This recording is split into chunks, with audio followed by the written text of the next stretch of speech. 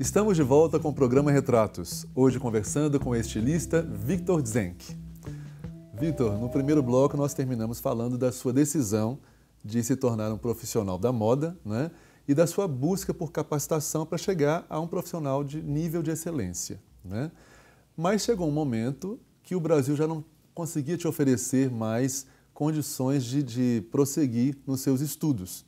E aí você decidiu ir para Paris, a capital mundial da moda, né? Você tinha apenas 20 anos, então um mineiro de 20 anos naquela cidade luz, né? Queria saber de você como é que foi essa experiência, né?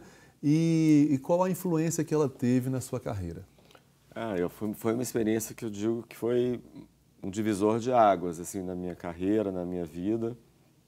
Foi quando eu realmente também passei a ter uma vida totalmente independente, longe da família e longe do meu país, e tendo que me virar numa outra língua e ao mesmo tempo, Paris, nessa época, me lembro, final dos anos 80, era uma grande, ainda é a grande referência da moda, mas eu acho que nessa época ainda era os anos dourados de Paris, assim. Sim. Então, foi muito bom poder ter passado esse tempo, essa temporada lá, aprimorando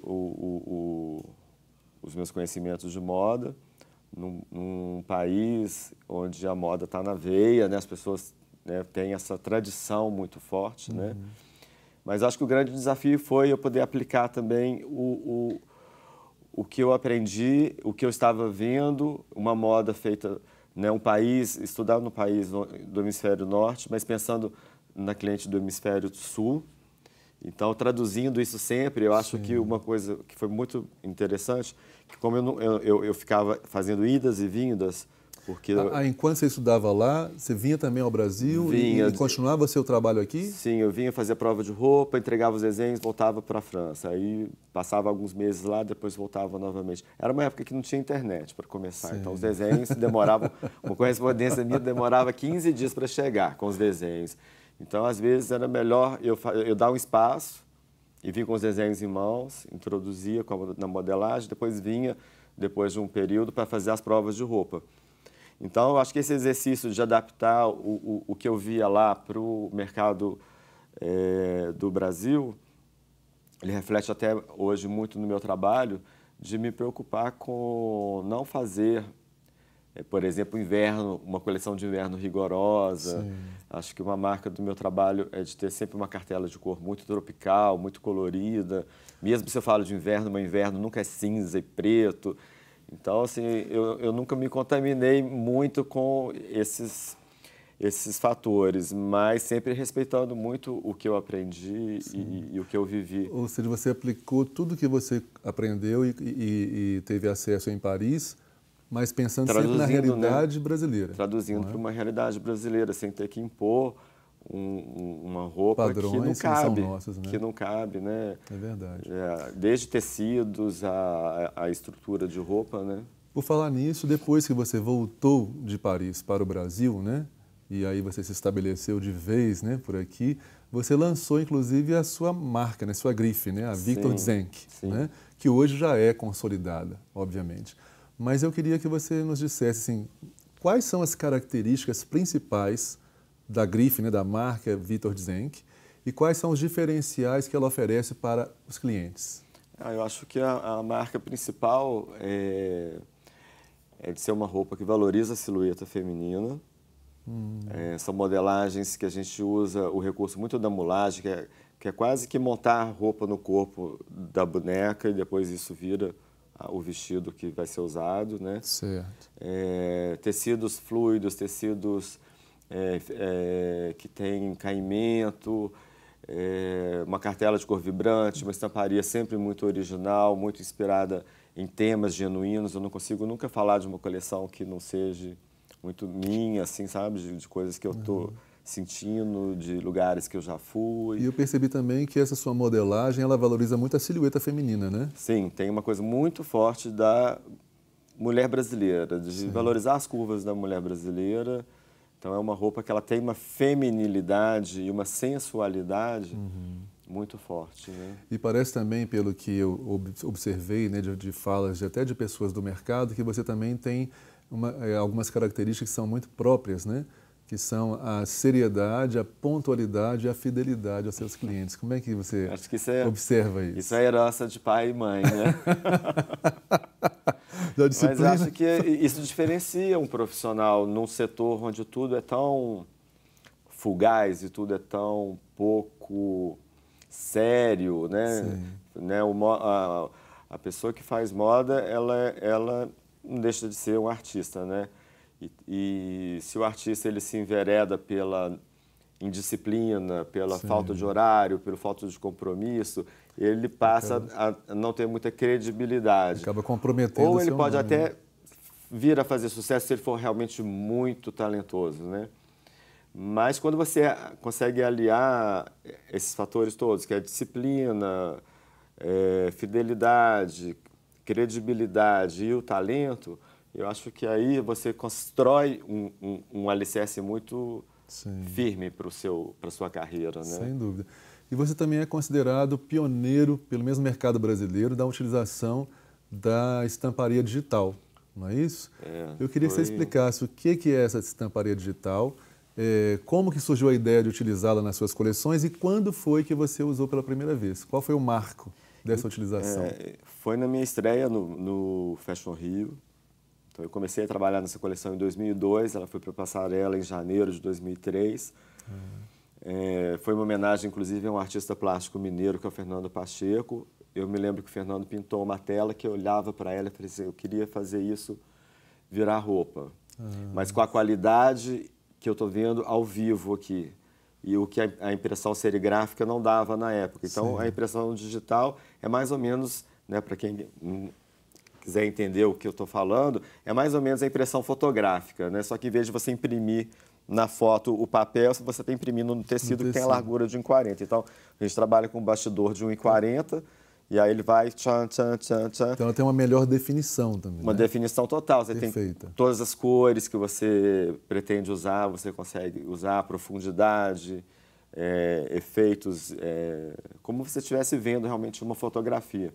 E como eu queria fidelizar a obra do Fernando, foi quando a gente pensou em fazer, não tinha nenhuma estamparia no Brasil fazendo, e isso foi para a Ásia.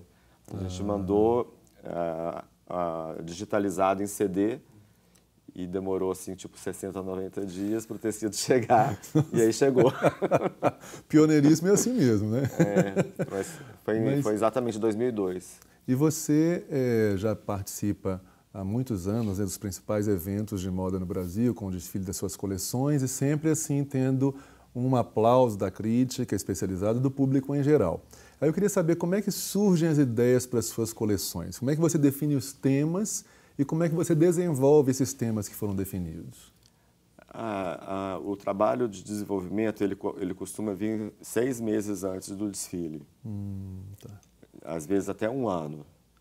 Então, a gente coloca esse tema em pauta e, juntamente com outros temas, que é quase como se fosse uma eleição do melhor tema que nós vamos falar na próxima coleção. Então, a gente junta todo mundo do estilo, junto com o comercial, e vamos falar vamos ver qual seria o tema que vai dar um leque rico de estamparia, de história, de enredo.